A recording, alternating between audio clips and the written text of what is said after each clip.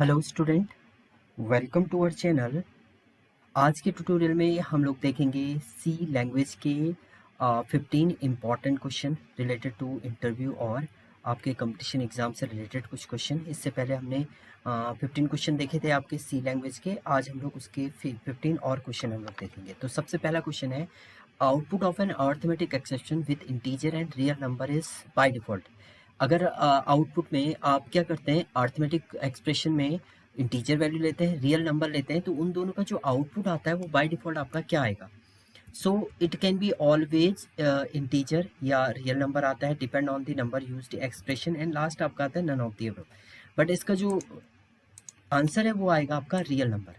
हमेशा अगर आप रियल नंबर में ऐड करें इंटीजर वैल्यू को तो आपका रियल नंबर ही आउटपुट में जनरेट होगा, या आप डिवाइड करें रियल नंबर को इंटीजर से तो आपका रियल नंबर ही जनरेट होता है।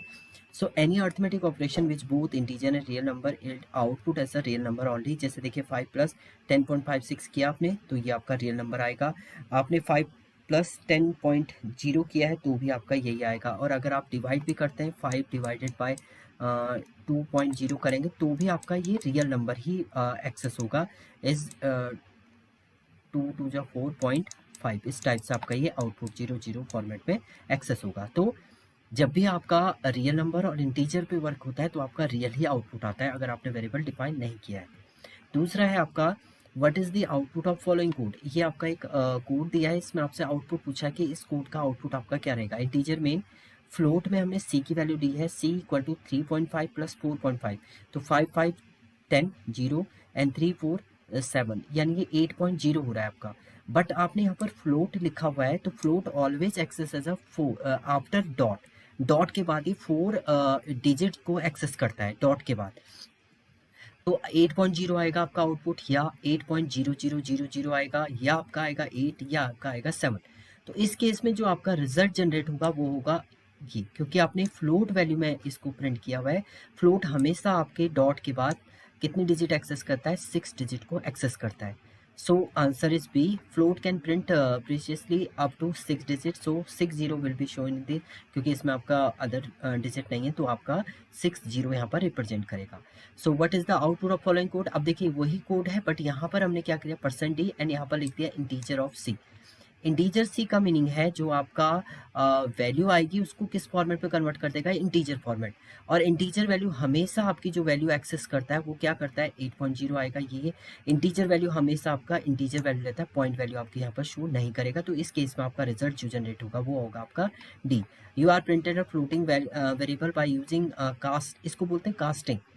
आपने कास्टिंग कर दी, इसको बोलते हैं एक्सप्लिसिट कास्टिंग। दो टाइप की आपकी कास्टिंग होती है, एक इम्प्लिसिट होती है और एक होती है एक्सप्लिसिट।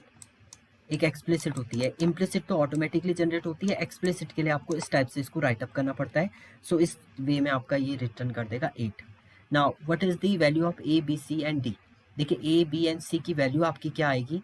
अगर 5 को आप डिवाइड करें 2 से, 5.0 को 2 से डिवाइड करें, 5 को डिवाइड करें 2.0 से, 5 को डिवाइड करें 2.0 से, तो आपका रिजल्ट क्या आएगा, 2 2 2 2 आएगा, या 2 2.0 2 एंड 2.0 आएगा, या 2 2. तो इसमें याद रखिए आपने अगर इंटीजर लिया हुआ है तो always it can be showing as integer value. तो यहाँ पर भी आपका 2 ही रहेगा, यहाँ पर भी 2 रहेगा, यहाँ पर भी 2 और यहाँ पर भी 2। सभी में आपके 2 वैल्यू रिटर्न करेगा क्योंकि सभी में आपने इंटीजर लिखा हुआ इसके आगे। So it can be access as a this output. So irrespective of number after decimal point and integer variable hold only integer value। तो इंटीजर वैल्यू ही होल्ड करता है आपका वेरिएबल। नाउ है, what is the priority of multiply symbol, divide symbol and modulus symbol.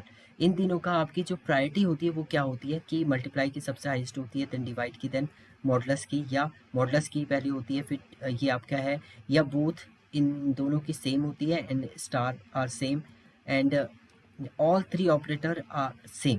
सो इसमें जो होता है इन सभी की जो आपकी प्रायोरिटी होती है वो सेम होती है। आप पहले किसी को भी परफॉर्म करेंगे वो आपका एग्जीक्यूट हो जाएगा। तो priority operator, multiplication, star, division and modulus are all having the same priority. तो यानी आप किसी को भी फर्स्ट में एग्जीक्यूट कर सकते हैं इस कंडीशन में। नेक्स्ट है, what is the output of C statement. ये आपका एक सी स्टेटमेंट दिया है, इसका आउटपुट क्या होगा। अभी मैंने बताया था आपको कि मल्टीप्लाई डिवाइड की आपकी प्रायोरिटी सेम होती है, तो यहाँ पर सबसे पहले आपका डिवाइड ऑपरेटर है, तो 4 डिवाइडेड बाई 2 यानी 2 आया, 2 इंटू 5 हो जाएगा 10, 10 प्लस 20 30, 30 प्लस 4 इज 34। सो यहाँ पर जो रिटर्न कर देगा आपका वो 34 ये रिटर्न करेगा। तो ये तो आउटपुट है नहीं आपका, ये भी नहीं है, ये आपका राइट है एंड ये भी आपका नहीं है। तो यहाँ पर जो रिटर्न हो जाएगा आपका 34 इज अ आउटपुट हो जाएगा। Divide and has the same equal priority but the associative is form L left to right होता है हमेशा प्रोसेस आपका, तो इसकी कंडीशन में आपका 34 यहाँ पर जनरेट हो जाएगा।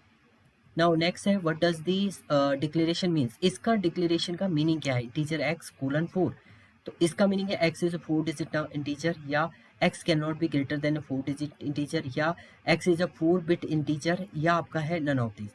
तो x is a 4 bit integer, हमेशा आपका इंटीजर जो वैल्यू होती है वो 4 बिट की होती है, ये डिफाइन कर रहा है यहाँ पर ये keyword. So x is a 4 bit integer, x means 4 bit integer. So now in the C language the constant is defined. constant को आप कहाँ पर डिफाइन करते हैं, मेन फंक्शन से पहले या मेन फंक्शन के बाद, या anywhere but starting on the new line, या आपका होता है नन ऑफ दिस, इनमें से कोई नहीं। तो आपको याद रखना है आप कांस्टेंट को कहीं भी डिफाइन कर सकते हैं बट आप नेक्स्ट लाइन से उसको एक्सेस करेंगे। So anywhere but starting on the next line, in C language the constant is defined anywhere but starting on the next line, next line से आप हमेशा उससे स्टार्ट करेंगे और कहीं भी आप कांस्टेंट को डिफाइन कर सकते हैं। What is the result after executing of the following code, a 10 है, बी की वैल्यू 5 है, सी की वैल्यू 10 है आपकी। तो ये आपका ऑपरेटर है, एंड ऑपरेटर है आपका, लॉजिकल ऑपरेटर है। देखिए इसमें एंड की ऑपरेटर की कंडीशन होती है अगर ये भी ट्रू है ये भी ट्रू है तो ही एग्जीक्यूट होगा, ये वाली इफ की कंडीशन, अदरवाइज अगर ये फॉल्स है ये ट्रू है तो ये एग्जीक्यूट नहीं होगा, और ये ट्रू है ये फॉल्स है तो भी ये एग्जीक्यूट नहीं होगा, ये फॉल्स है ये फॉल्स है तो भी ये एग्जीक्यूट नहीं होगा। तो पहली कंडीशन देखते हैं, a is greater than b, 10 is greater than 5 condition true, then a is less than equal to c, 10 is less than equal to वाली कंडीशन आपकी ट्रू है, यानी 10 इक्वल टू 10 आपका राइट है। तो ए की वैल्यू हो जाएगी a प्लस 1, a प्लस 1 यानी a की वैल्यू हो जाएगी 11, एंड a की वैल्यू 11 हो जाएगी, एल्स स्टेटमेंट में जाएगा नहीं, c की वैल्यू वही आपकी 10 रहेगी। तो इसका आउटपुट जो हो जाएगा वो आ जाएगा आपका a value is 11 and c value is 10। तो आपका जो b रिजल्ट है वो आपका यहाँ पर जनरेट हो जाए। अगर ये आपका एग्जीक्यूट हो गया तो एल्स स्टेटमेंट आपका एग्जीक्यूट नहीं होता है, तो ये राइट है इसमें, क्योंकि देखिए पहले a is greater than b, 10 is greater than 5 condition is true, second condition an operator आपने लिखा है is 10 is less than equal to 10, equal to वाली कंडीशन ट्रू है, ये भी ट्रू है ये भी ट्रू है, बोथ कंडीशन ट्रू है, तो a इक्वल टू हो जाएगा a प्लस 1, यानी a की वैल्यू हो जाएगी आपकी 10 प्लस 1 11 हो जाएगी, एंड c में कोई चेंजेस नहीं हुआ आपका, c वही रहेगा जो आपका था 10, ये वाला स्टेटमेंट आपका एग्जीक्यूट नहीं होगा, तो ये आपका रिटर्न हो जाएगा। Now which one of the following loop constant the will always be execute once, तो आपको याद होना चाहिए आपके पास दो टाइप के लूप होते हैं, एक एंट्री कंट्रोल लूप होता है, एक एग्जिट कंट्रोल लूप होता है। ये दोनों आपके एंट्री कंट्रोल लूप है और ये आपका एग्जिट कंट्रोल लूप है। एग्जिट मीन्स पहले स्टेटमेंट प्रिंट होता है, देन उसके बाद आपका कंडीशन जो होती है चेक होती है, इनमें पहले कंडीशन चेक होती है, तो ये तो कभी एग्जीक्यूट होंगे नहीं आपके अगर कंडीशन फॉल्स होगी, बट ये ऑलवेज वन टाइम जो होता है वो आपका एग्जीक्यूट होता है। So do while loop, the body of loop is often execute at least one during the do while loop, once body is perform then condition set, means पहले आपका स्टेटमेंट प्रिंट होता है उसके बाद आपका कंडीशन चेक होती है, तो इसलिए ये आपका ऑलवेज एग्जीक्यूट होता है। Directive are translate by the, अब देखिए डायरेक्टिव जो होते हैं वो स्टोर करते हैं class member data member function, तो डायरेक्टिव इन सी में आपके directive as a preprocessor होते हैं, जो आप has include studio dot h करते हैं तो उसके अंदर आपके पहले से स्टैंडर्ड इनपुट आउटपुट रहते हैं, कौन होते हैं मैथ से रिलेटेड आप करेंगे तो वो सब आपके क्या होते हैं preprocessor. So preprocessor is a macro processor that is dynamically use C programming to modify program and it can constant process directory, इसके अंदर प्री डिफाइन होती है। What will be the result of num variable after executing of following statement, अब देखिए यहाँ पर नम की value आपकी क्या होगी, नम इक्वल टू 58 दिया है, उसके बाद नम परसेंट इक्वल टू 11 किया है, इसका मीनिंग जो है इसका मीनिंग है num equal to num modulus 11। तो अगर आप मॉडलस करते हैं, मॉडलस का मीनिंग होता है नम को आप 11 से डिवाइड करेंगे 58 को, तो 11 5 से 55 आपका होगा है, एंड इसमें जो रिमाइंडर आपका बच रहा है वो 3 बच रहा है। सो मॉडलस में हमेशा आपका रिमाइंडर एग्जीक्यूट होता है, तो यहाँ पर जो रिटर्न करेगा रिजल्ट वो करेगा आपका 3। तो ऑप्शन में आपके पास 3 है 5 है 8 है एंड 11 है, तो आपका रिजल्ट आ जाएगा यहाँ पर 3। तो आप कंडीशन भी चेक कर सकते हैं। यहाँ पर से आपका 3 रिजल्ट यहाँ पर जनरेट होगा। Choose a C conditional operator from the list. Conditional operator क्या होते हैं आपके, इनको टर्नरी ऑपरेटर भी बोलते हैं हम लोग। कंडीशन का मीनिंग होता है पहले कंडीशन चेक होगी, अगर कंडीशन ट्रू होगा तो आपका स्टेटमेंट एग्जीक्यूट होगा, अदरवाइज नहीं होगा। तो question mark and colon is a conditional operator होते हैं आपके सी में और अदर लैंग्वेजेस में भी। So question mark colon is ternary operator. So choose the syntax. Ternary operator का सिंटेक्स इज फर्स्ट आपकी कंडीशन है question mark, expression first, expression second, then condition expression one, question mark, second condition, question mark, greater than, less than, greater than. So इसमें जो आपका execution है वो ये है, पहले आप कंडीशन लिखेंगे जैसे आपने लिखा is greater than B, and question mark में आप अगर कंडीशन ट्रू होगी तो ए रिटर्न हो जाएगा, एल्स के केस में आपका बी रिटर्न हो जाएगा। तो ये आपका राइट है इसमें टर्नरी ऑपरेटर फर्स्ट वाला। नेक्स्ट लास्ट है आपका what is the output of C statement. तो सी स्टेटमेंट में आपका यहाँ पर टर्नरी ऑपरेटर ही यूज किया है। पहले ये कंडीशन है 5 is less then 2, so condition आपकी क्या हो गई, फॉल्स हो गई है। फॉल्स हो गई तो ये स्टेटमेंट डायरेक्ट चल जाएगा फॉल्स स्टेटमेंट, ये आपका फॉल्स स्टेटमेंट होता है 3, तो इसमें जो प्रिंट कर देगा ये कर देगा आपका 3। सो यहाँ पर आपका आउटपुट आ जाएगा 3। और अगर ये ग्रेटर देन की कंडीशन होती तो ये कंडीशन ट्रू होती तो ये आपका इस वाले को एग्जीक्यूट कर देता, तो उस केस में आपका 4 जो है वो आउटपुट में रिटर्न हो जाता। तो ये कुछ इंपॉर्टेंट क्वेश्चन थे आपके सी लैंग्वेज के। अभी हम लोग नेक्स्ट सीरीज में आगे के क्वेश्चन देखेंगे सी के। Thank you student.